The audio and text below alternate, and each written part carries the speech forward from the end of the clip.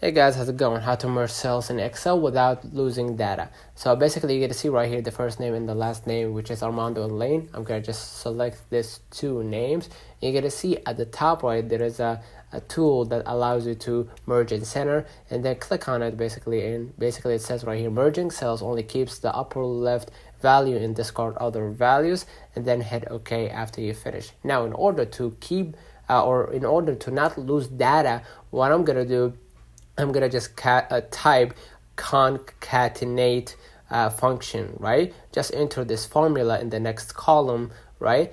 And basically equal concatenate bracket, first names, cell reference, and then double quote, space again, double quote, and second name, cell reference, and close the bracket.